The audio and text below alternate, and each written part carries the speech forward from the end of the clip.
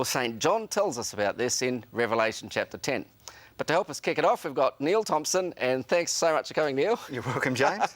We're going to go and look at one of the oldest and best evidences for there being a supreme being.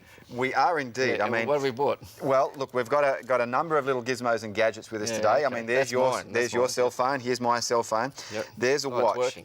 And yeah, you need to turn that off in case someone rings.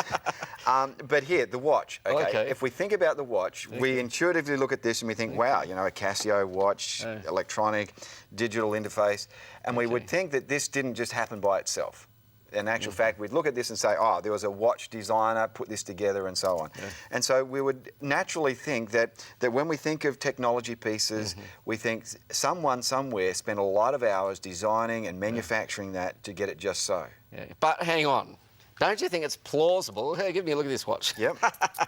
Don't you think it's plausible that somewhere there was a Chinese watch factory and it had a great big huge explosion, and that this particular watch as a result of the big explosion in the fireworks factory, accidentally got formed? Is it possible that could happen once in 20 trillion billion years?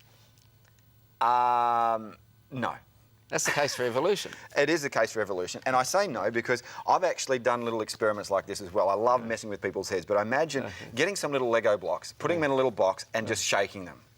And you've only got a few little things, but I just want them to shake it together, and they can even watch what they're shaking, so they join together. Okay, and does it work? No.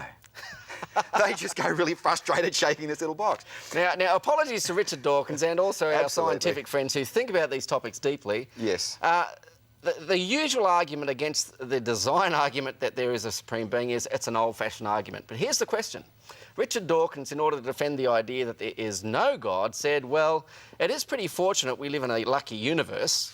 So to explain that away, he says, there's probably billions and trillions of universes, and we're just lucky enough to live in the one that randomly has the conditions for life.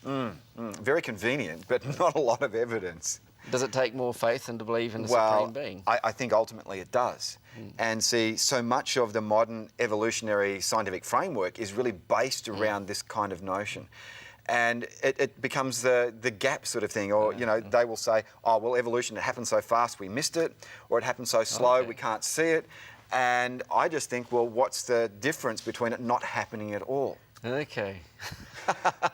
Well, when you stop to think about the evidence for life on planet Earth, do you think it happened accidentally over billions and trillions of years, or do you think it possibly is the result of a supreme being who designed it with great love?